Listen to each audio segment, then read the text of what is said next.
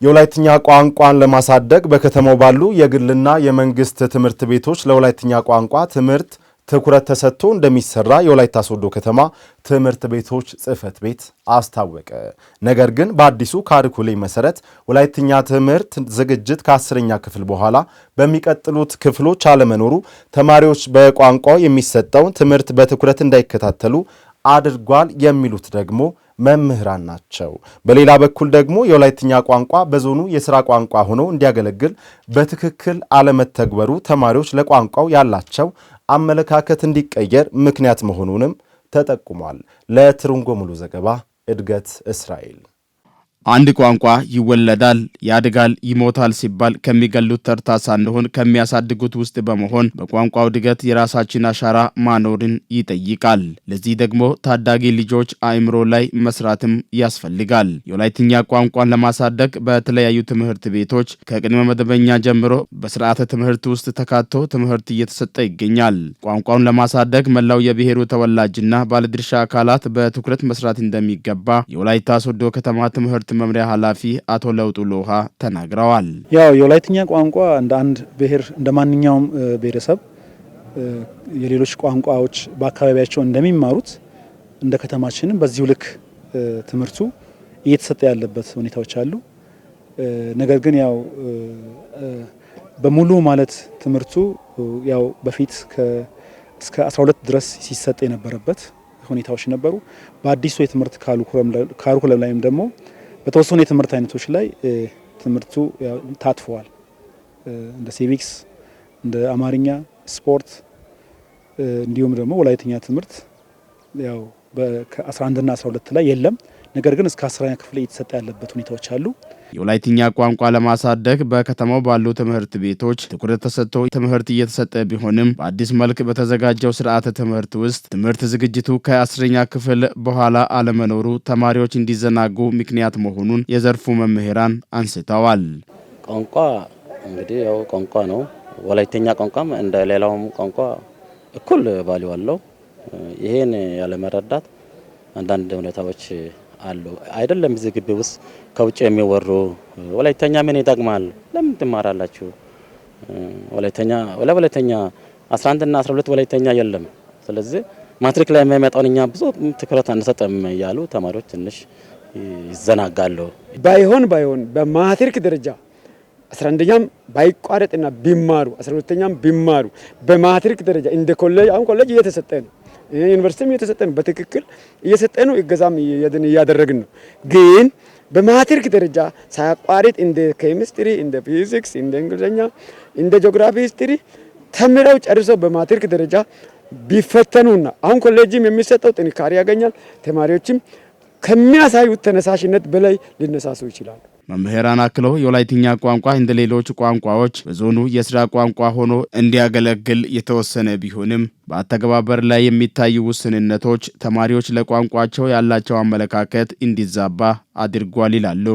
ሌላም ክልል ብንሄድ በራሳቸው ቋንቋ ይማራሉ፣ በራሳቸው ቋንቋ ይሰራሉ፣ በራሳቸው ቋንቋ እንደ ልብ ይናገራሉ።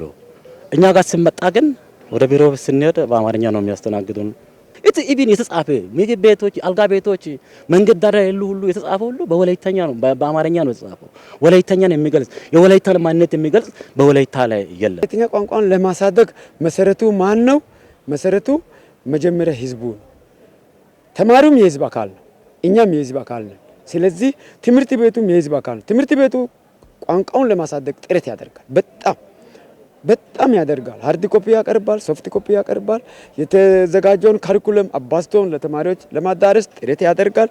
እኛም በቀረበው ላይ በጣም ጥረት እናደርጋለን። መንግስትም ትኩረት እየሰጠ ነው። አሁን ችግር የሆነብን ምንድነው? ይሄ ወላይትኛ ቋንቋ የቢሮ ቋንቋ አይደለም። እዚህ ትምህርት ቤት ብቻ ነው የሚወራው።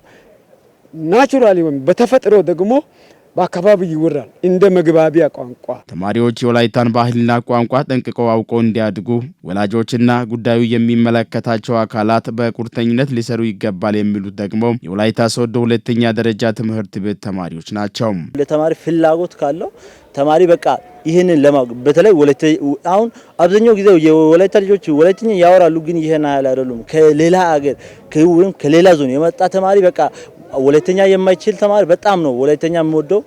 ደግሞ በጣም ለማውራት በጣም ይወዳሉ። ከኛ ጋር ይሄ ማለት ምን ማለት ነው፣ ይሄ ማለት በወላይተኛ ምን ማለት ነው ያሉ በቃ እኛን ይጠይቃሉ። ደግሞ በጣም ይወዳሉ ወላይተኛና ይሄ 11ም 12ም ብኖር በቃ ተማሪ ይበልጥ አሁን እኛ ከ9ም ከ10ም ይበልጥ በቃ ተማሪ ብዙ ነገር ማወቅ እንችላለን። ስለኛ ስለ ወላይታ ስለ ራሳችን ብዙ ነገር ማወቅ እንችላለን፣ መማር እንችላለን። ክላስ ደረጃ ሳይ በብዛት ትኩረት አይሰጡም፣ ቴንሽን አያደርጉም ለወላይተኛ ክፍል ማለት እና ይሄ ደግሞ በምን ኬዝ ነው? አብዛኛው ጊዜ ያው የብሔር ቋንቋ ስለሆነ ፎከስ አያደርጉም እናውቃለን በማለት ፎከስ ስለማያደርጉ እንትን አቴንሽን አይሰጡም እና እንደዛ ይመስላል። ቋንቋውን ለማሳደግ የቀለም ትምህርት ብቻ መጠበቅ ሳይሆን ከቤት ጀምሮ ወላጆች ልጆቻቸው የራሳቸው ማንነት መገለጫ የሆነውን የወላይትኛ ቋንቋና ባህል ማስተማር ይጠበቅባቸዋል። ዘመናትን የተሻገረው የዲምቱ ከተማ የንጹህ መጠጥ ውሃ እጦት ዛሬ ላይም ህብረተሰቡን ለከፋ ችግር እየዳረገ ነው እንጂ መፍትሄ አልተገኘለትም ሲሉ የከተማው ነዋሪዎች ገለጹ።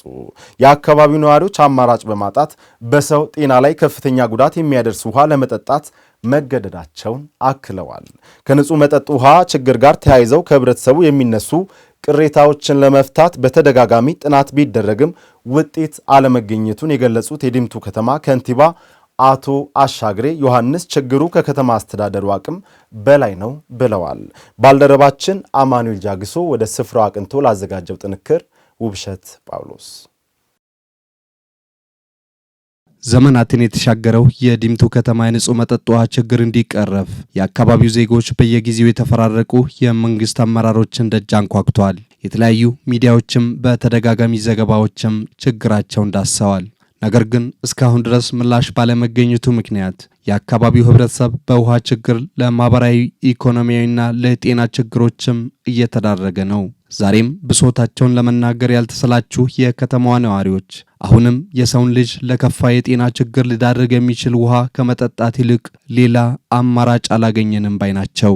ሰው ልጅ በአሁኑ ሰዓት ከብት ማይጠጣ ውሃ እየጠጣ ነው አሉ። የብላቴ ወንዝ ወራጅ ውሃ ይሄ ከብት ማለት የብላቴ ወራጅ ውሃ ምን ያመጣ ነው? ለተለያዩ ለውሃ ወለድ ችግሮች እያጋለጠ ህብረተሰቡ ሌላ ችግር ውስጥ እየገባ ነው። እንዳው ይግባኝ ለእግዚአብሔር እንላለንና በእግዚአብሔርን ስም አደራ እንላለን።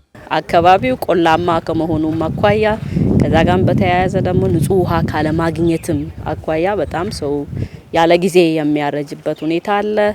በዛ ላይ ደግሞ የተለያየ በሽታ የመጋለጥ አይነት ችግሮች አሉና ብዙ ሰዎች እየጠየቁ የሞቱት አሉ። አሁንም ይሄ ውሃ ጥያቄ የሆነው መልስ አግኝቶ ውሃ እኛ በበራቻችን ላይ አቁመን ጠልተን እንሞቱን ብሎት በተስፋ እየጠበቁት ሰዎችም አሉ። ከ15 ዓመት በኋላ ያለው ወጣት ሁላ ጉልበቱ የተያዘ ነው፣ እጁ የተያዘ ነው፣ ዳገት መውጣት አይችልም፣ የጎበጠ ነው። ሰው እግሩ ከእግሩ ጋር እንደተያይዞ ያለ ነው። ይህ ችግር ምንድነው ሲባል የውሃ ነው። የዲምቱ ከተማ በንግድ እንቅስቃሴ የምትታወቅ ምቹ መልክዓ ምድርም ያለባት ብትሆንም ረጅም ዓመታትን ያስቆጠረው የንጹህ መጠጥ ውሃ ችግር የግል ኢንቨስተሮችና ሌሎች አገልግሎት ሰጪ ተቋማትም ወደ ከተማይቱ እንዳይገቡ ማነቆ ሆኗል። ብዙዎቹ እዚህ አካባቢ ቤት ገንብቶ ኑሯቸውን አሻሽሎ አድጎ ተለውጦ መኖር ሲችሉ አካባቢውን እየቀየሩ በፍልሰት ወደ ከተማ የወጡበት ቦታ እየቀየሩበት ከዚህ ከውሃ ችግር የተነሳ አካባቢው ራሱ ለአካባቢው ማደግና ለአካባቢው ልማት ማነቀው ሆኖ ትንሽ ያደጉ ሰዎች ለውጥ ያገኙ ሰዎች እዚህ አካባቢ ለመኖር የማይፈልጉበት ትልቁ አንዱ እና ትልቁ ችግር የውሃ ችግር ነው። ለሰው ልጅ የመጀመሪያ መስፈርት ውሃ ነው። ስለዚህ ከተማው እንኳን ይሄን ለመኖር አዲስ ሰው መጥቶ የሚጠጣ ውሃ አለ የለም፣ አይ የሚጠጣ ውሃ ከሌለ ምን መኖር አለ ብለው አዲስ ሰው ከውጭ እንዳይገባ ሁሉ ታግደን ያለ ነው። ይህ ሁሉ ችግር ደግሞ የውሃ ነው። በአካባቢው የተለመደው የመጠጥ ውሃ በሰው ጤና ላይ የሚያስከትለው ጉዳት እንደነበረ ሆኖ ረጅም ርቀቶችን ተጓጉዞ በተሽከርካሪ የሚመጣው አንድ ጀሪካን ውሃ ደግሞ እስከ 80 ብር እየተሸጠ ነው። ይህም የነዋሪዎችን ኢኮኖሚ እያናጋ ስለመሆኑም ተጠቁሟል። አንድ ጀሪካን ድሮ 10 ብር ይገዛ ከነጋዴ ሲገዛ የነበረው ነዳጅ ተጨምሮ የተባለ የተጨመረ አንድ ጀሪካን 70 ብር እየገዛ ነው ማለት ነው ማለት ነው። ከሌላ ቦታ የመጣ ነው የሚመጣው ውሃ ደግሞ እስከ 70 ብር እስከ 80 ብር እየገባ ያለው ውሃ ደግሞ እኛን አይጠቅምም። ባለሀብቶች ያው ብር ያሉት ውሃ ገዝቶ ይጠቀማሉ። እኛ ደግሞ መግዛትም እንደው አንችልም። ድሆች እንደዛ ሆኖ ነው የሚኖሩት። የብላቴ ውሃ እየተጠቀሙ ነው ያሉት። ህብረተሰቡንም ቤተሰብንም ውሃ ከወላይታ ሶዶም አንዳንዴ ከሐዋሳም ከሌላ ክልሎች ዞረን አምጥተን ለህብረተሰቡ በተመጣጣኝ ዋጋ አንዳንዴ ነዳጅም የመጨመር ሁኔታ አለ። ያንንም ጭማሬ በሰው እያደረገን ውሃ እኛ በመናመጣው እንትን ነው ሰው ንጹህ ውሃ የሚያገኘው። ከዛ ውጪ እዚህ ሀገር ያለው ውሃ ሁሉ እየተበከለ ነው። የግል ባለሀብቶች በከተማዋ ኢንቨስት እንዳያደርጉና የንግድ እንቅስቃሴም እንዲቀዛቀዝ ምክንያት ለሆነው የንጹህ መጠጥ ውሃ ችግር መፍትሄው ምን ይሁን? የዲምቱ ከተማ ከንቲባ አቶ አሻግሬ ዮሐንስስ ምን አሉ? ንጹህ ውሃ መጠጥ አቅርቦት ሲኖር ነው ሰው ትልቅ ነገር ኢንቨስት አድርጎ ያንን ኢንቨስት ደግሞ ወደ ቢዝነስ ለመቀየር ሰው መጥቶ ለማረፍ፣ ለመብላት፣ ለመጠጣት፣ ለመዝናት፣ ለማደር ምን ያስፈልጋል? ውሃ ያስፈልጋል። ስለዚህ ከውሃ ጋር ተያይዞ ያለ ነገር ለከተማዋ እድገት፣ ለኢንቨስትመንት፣ ለቱሪዝም ፍሰት ሰው በነጻነት ወፍቶ አድሮ ተዝናንቶ ለመሄድ ከፍተኛ ጉድለት ስለሆነ የሚመለከተው አካል ልዩ ትኩረት ተሰጥቶ ቢሰራ የዲምቱ ከተማ የንጹህ መጠጥ ውሃ ችግር ለመቅረፍ በተደጋጋሚ የተለያዩ ጥናቶች ቢደረጉም ህብረተሰቡን ከችግር የሚያላቅቅ መፍትሄ እስካሁን አለመገኘቱን የገለጹት ከንቲባው በቀጣይም ከዞን እስከ ፌዴራል ተቋማት የጋራ ጥረት ሊታከል እንደሚገባም ነው ያሳሰቡት። ከዚህ ንጹህ መጠጥ ውሃ ጋር ተያይዞ ባለው ነገር ላይ ጥናት ተደርጎ በሂደት ላይ ያሉ ሰፊ ነገሮች አሉ። ስለዚህ እነዛን ችግሮች ከተማ አስተዳደር መቼም ያው በከተማ አስተዳደር የሚፈታ ችግር አይደለም። ኢቭን በከተማ አስተዳደር ይቀን በዞንም የሚፈታ ችግሩ ትንሽ ሰፋ ያለ ችግርና በዚህ አካባቢ ላይ የንጹህ መጠጥ ውሃ አቅርቦት ካለመኖሩ የተነሳ ኢቭን ውሃ ቢገኝ ረቅ ካለ ቦታ በሰፊ ፕሮጀክት ተሰርቶ የሚመጣ ችግር ስለሆነ አሁንም የዞን መንግስት፣ የዞን ውሃና ማዕድን መምሪያ፣ የዞን ዋና አስተዳደር፣ የክልል ውሃና ማዕድን ቢሮ እስከ ክልል ዋና ርዕሰ መስተዳድር ድረስ በዚህ ጉዳይ ላይ ልዩ ትኩረት ተሰጥተው የሚሰራ ከሆነ ያው የህዝቡን ጥያቄ በቅርብ ጊዜ መመለስ ይቻላል የሚል ነው እምነቱ ያለን። ረጅም ዓመታትን ያስቆጠረው የዲምቱ ከተማ የንጹህ መጠጥ ውሃ ችግር እልባት እስኪያገኝ ድረስ እኛም በተደጋጋሚ ዘገባዎች ጉዳዩን የምንዳስስ ይሆናል።